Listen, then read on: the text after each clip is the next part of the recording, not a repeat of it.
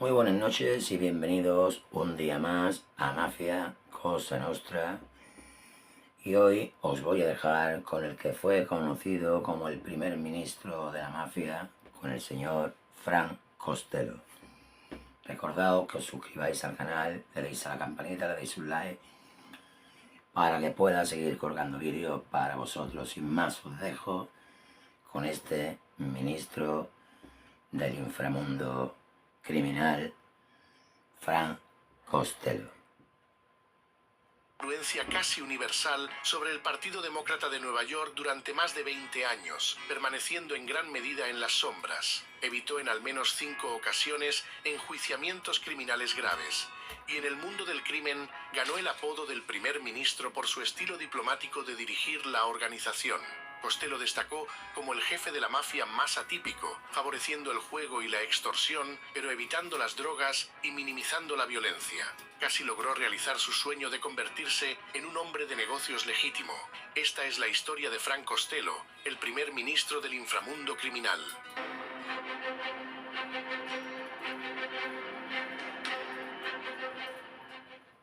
Lauropoli, Italia, fue aquí donde nació Francesco Castiglia el 26 de enero de 1891. Francesco era el menor de los 6 hijos de Luigi y María Castiglia. Junto con su madre y su hermano Edward, navegó a América en 1895 para reunirse con su padre, quien ya se había mudado a East Harlem, en la ciudad de Nueva York, unos años antes, y había comenzado una modesta tienda de comestibles italiana en el vecindario.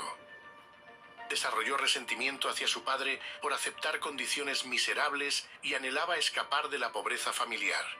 El crimen se convirtió en su salida y se unió a una pandilla callejera, convirtiéndose en un ladrón.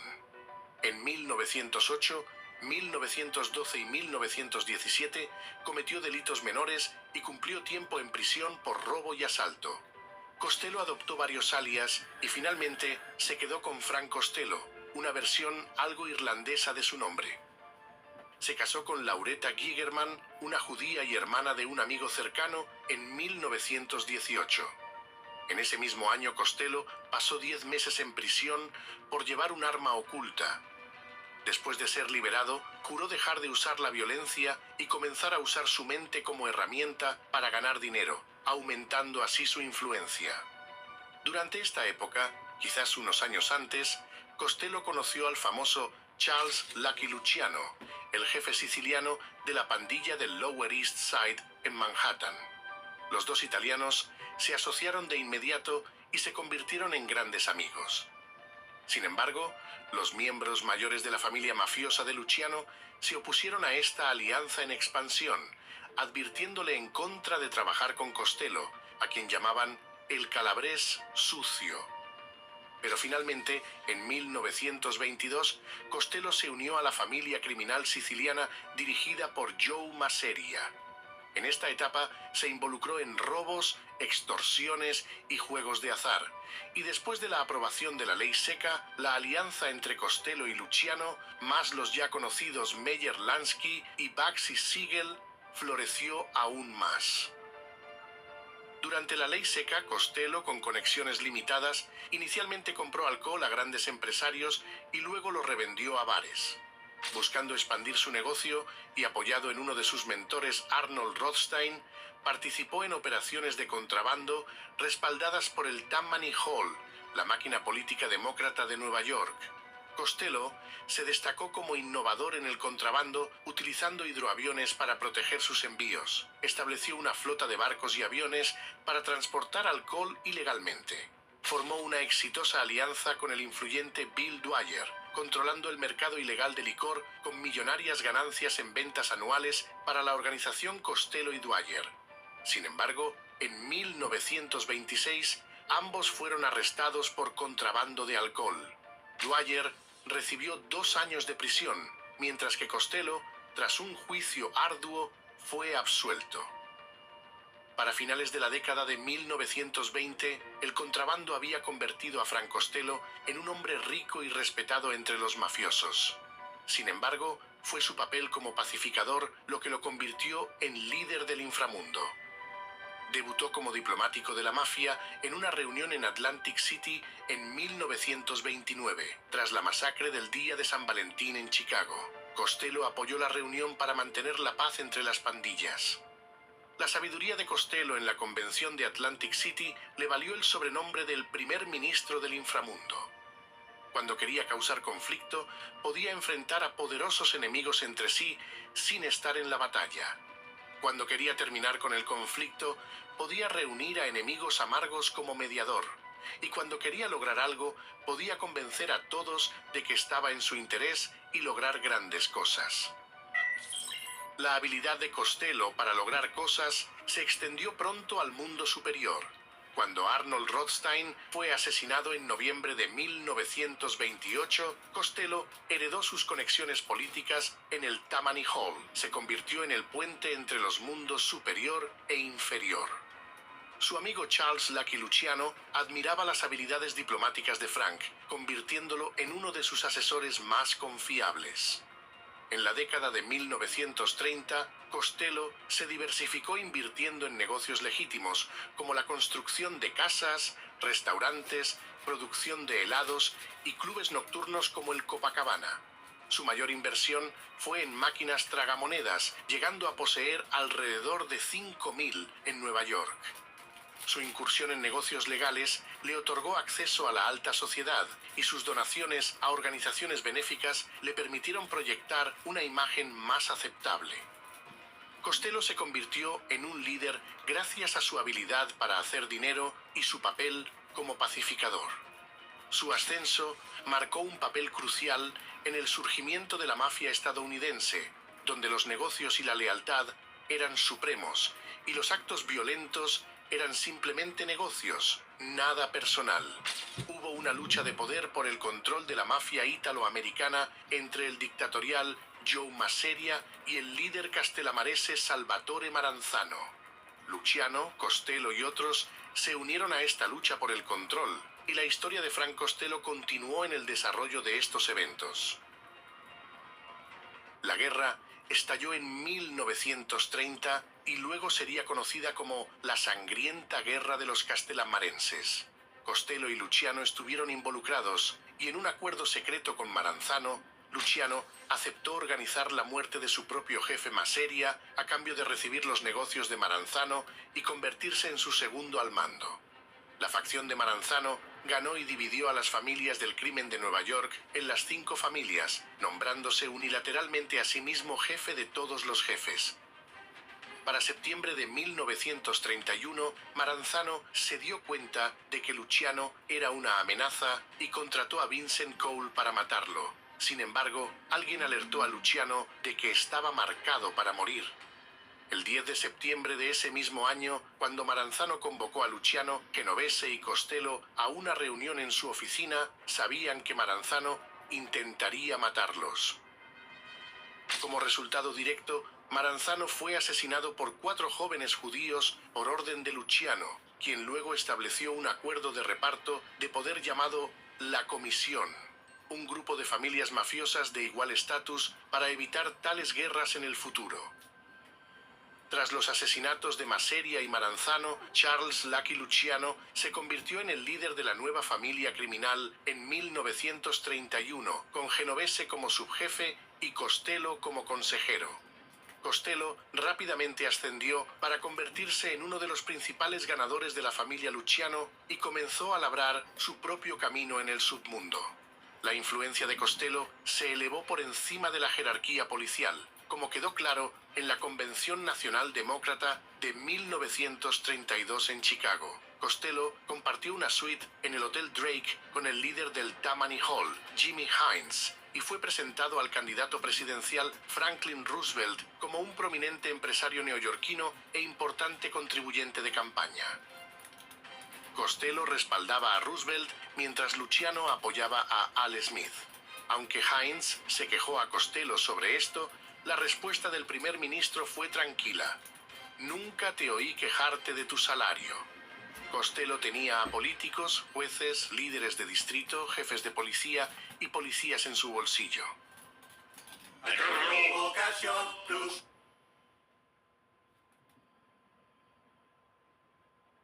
1934, el alcalde de Nueva York, Fiorello LaGuardia, declaró la guerra a las máquinas tragamonedas de Costello.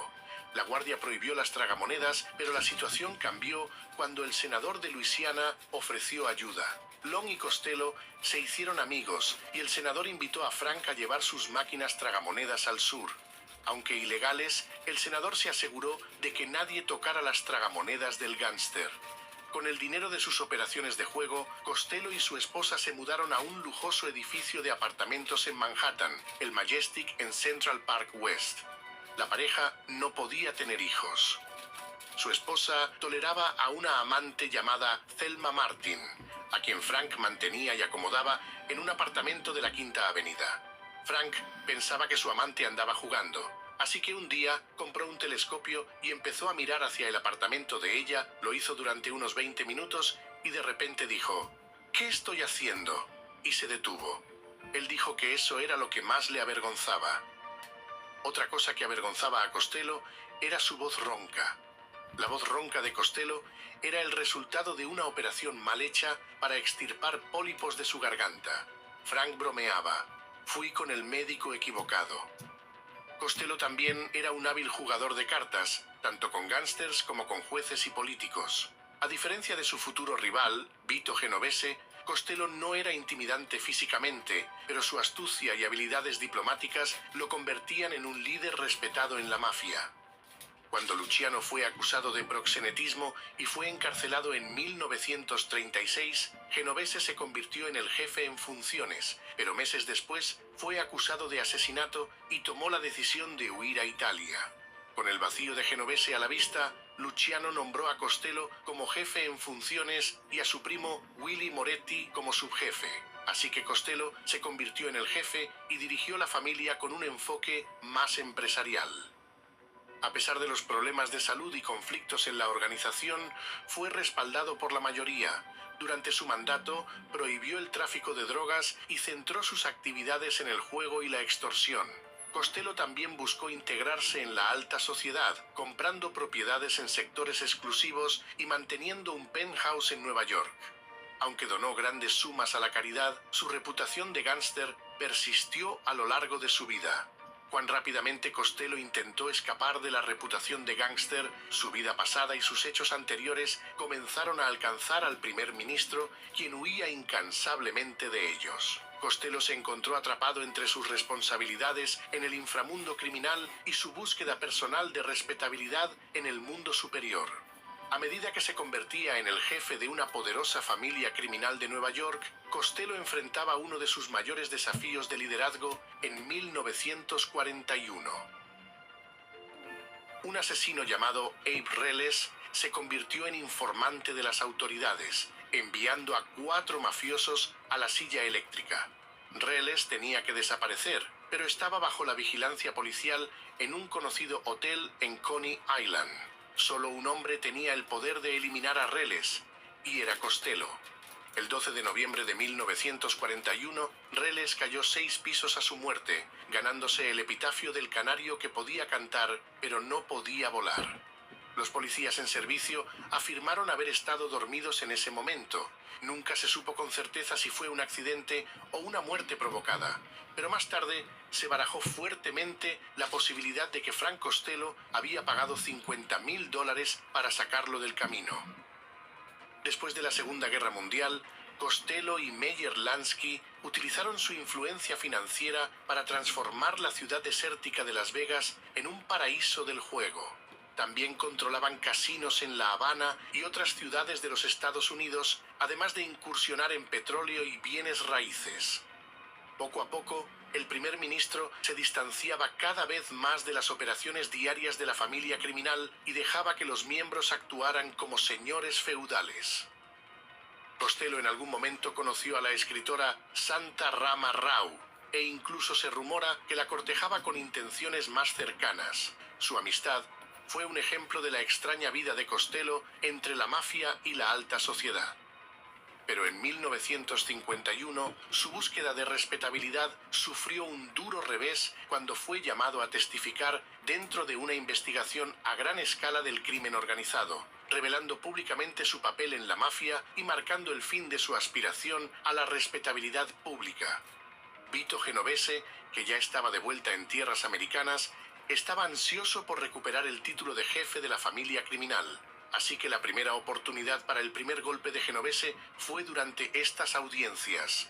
Willie Moretti, el subjefe de Costello, que tenía alrededor de 60 matones bajo su mando, era en muchos aspectos una defensa fuerte para Frank.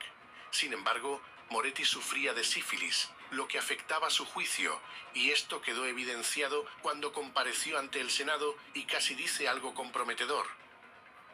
Genovese aprovechó esta situación para convencer a otros jefes de la mafia de que se deshicieran de Moretti antes de que dijera algo incriminatorio. La petición fue concedida y en octubre de 1951 Costello perdió a su primer aliado. Posterior a esto, Genovese fue elegido por Costello como su nuevo subjefe después de la muerte de Moretti. Aún así, Genovese estaba insatisfecho y quería el liderazgo de la familia, por lo cual haría todo lo posible para recuperar el control.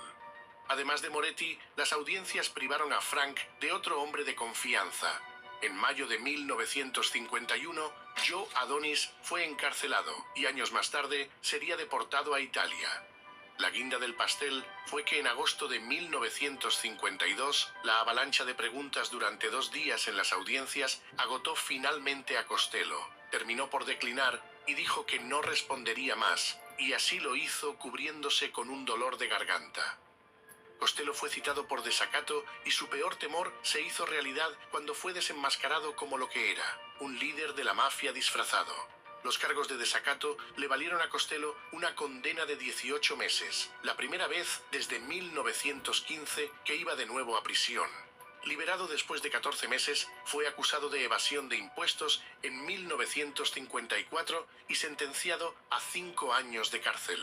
Cumplió 11 meses de esta sentencia antes de que fuera revocada en la apelación. En 1956 lo condenaron de nuevo y lo enviaron a prisión. A principios de 1957 lo volvieron a liberar tras la apelación. Con un Costello mucho más vulnerable y un Vito Genovese con ansias de poder, este último planearía su segundo golpe contundente en contra del llamado primer ministro de la mafia. El 2 de mayo de 1957, Costello pasa la tarde en un restaurante junto con su esposa y amigos. Luego de terminar se dirige en taxi a su complejo de apartamentos, pero cuando el taxi se detiene frente a su edificio, Vincent Gigante, el guardaespaldas de Genovese, le grita «Esto es para ti, Frank», y le dispara a Costello a pocos metros de distancia. Aunque la bala rozó la parte superior de su cabeza, Costello sobrevivió. Después del ataque, Costello demostró lealtad a la mafia al negarse a identificar a Gigante en el juicio. Gigante fue declarado inocente y agradeció a Costello en la corte. Este gesto fue la forma de Costello de decirle a Genovese que estaba vivo y que se retiraría, que le cedería el control. Pero aún así, y a pesar del aparente retiro de Costello, Genovese no quería dejar peligros a la vista y conspiró junto con Carlo Gambino para lograr el asesinato de Albert Anastasia, el poderoso jefe de la familia Anastasia y fuerte aliado del primer ministro. Anastasia había tomado el control de la familia criminal Mangano después de que el jefe Vincent Mangano desapareciera y su hermano Philip fuera asesinado el 14 de abril de 1951. Carlo Gambino sería quien lo sucedería en el trono y quien luego renombraría la familia Anastasia como la nueva familia criminal Gambino. Anastasia fue finalmente asesinado el 25 de octubre de 1957 en la barbería del Hotel Park Sheraton en Manhattan. Después de recuperarse de su ataque, Frank Costello y Vito Genovese hicieron las paces antes de la reunión de Apalachín de 1957. Costello confirmó su deseo de abdicar como jefe de la familia en favor de Genovese. A cambio, Genovese estuvo de acuerdo en que Costello conservara todas sus operaciones de juego en Luisiana y Florida y sus intereses de negocios legales. Aunque Costello fue oficialmente degradado a un rango menor dentro de la familia criminal, nunca se le vio como otra cosa que uno de los jefes de máximo nivel. El 7 de julio de 1958, Genovese fue acusado de conspirar para importar y vender narcóticos. Luciano supuestamente ayudó a pagar parte de los $100.000 a un traficante de drogas puertorriqueño para implicar falsamente a Genovese en un acuerdo de drogas. El 17 de abril de 1959 fue condenado a 15 años en la Penitenciaría Federal de Atlanta, desde donde siguió dirigiendo a su familia criminal. Después de abandonar su posición, Frank luchó otro año en los tribunales por evasión de impuestos, pero finalmente perdió y a fines de 1958 regresó a la prisión para cumplir el resto de su condena, donde recibió otro golpe en forma de revocación de ciudadanía, aunque nunca sería deportado. Después de salir de prisión, Costello llevó una vida tranquila, pagó impuestos y ya no atrajo la atención de las autoridades con sus acciones. Como dicen, finalmente se retiró. Él y su esposa vivieron en un apartamento en Nueva York, visitando su propiedad en Sands Point los fines de semana. Y entre semana, Costello se reunía con algunos viejos conocidos que también tuvieron la suerte de vivir hasta una edad avanzada. Seguiría siendo referido como el primer ministro del inframundo después de su retiro y en total libertad. Siguió siendo activo en la mafia de Nueva York y mantuvo su poder e influencia. Antiguos amigos y líderes de la Cosa Nostra, como Gambino y Lucchese, continuaron visitando a Costello en su penthouse para buscar su consejo en asuntos cruciales de la mafia. Almorzaba con ellos en restaurantes y regresaba por la noche a su esposa. Tenía suficientes ganancias de sus inversiones pasadas para vivir el resto de sus días en riqueza y prosperidad. Después de los problemas que afectaron sus últimos años, Costello logró disfrutar de unas largas vacaciones de 10 años y partió de nuestro mundo en su cama a la edad de 83 años, el 18 de febrero de 1973. Falleció en el hospital debido a un ataque al corazón. De acuerdo con los últimos deseos de Costello, su funeral fue un asunto pequeño, con solo 50 dolientes, la mayoría de los cuales no tenían nada que ver con la mafia. Fue enterrado en el cementerio de Queens mientras un sacerdote ofrecía una breve oración. Su esposa y su hermano rindieron sus últimos respetos. Incluso en su tumba, Costello hizo titulares un año después de su muerte, cuando una explosión sacudió su mausoleo. Un mafioso llamado Carmine Galante estaba detrás del atentado. Había salido recientemente de prisión por narcóticos y estaba a punto de tomar el control como jefe de la familia criminal Bonanno. Este fue su mensaje diciendo que todas las apuestas estaban canceladas y que Frank Costello era el símbolo mismo de los viejos jefes, el símbolo de las antiguas costumbres que evitaban el tráfico de drogas y que establecían un cierto código. Galante estaba desafiando abiertamente estas viejas formas. Sin embargo, a medida que pasaba el tiempo, la mafia enfrentó un mayor escrutinio por parte de las fuerzas del orden y más conflictos internos. El reinado de Frank Costello como jefe sería visto como una era dorada. Difícilmente otro jefe actual pueda reunirse con jueces y líderes políticos y tener el tipo de influencia desenfrenada que ocurrió bajo el liderazgo de Frank Costello en Nueva York durante solo una era.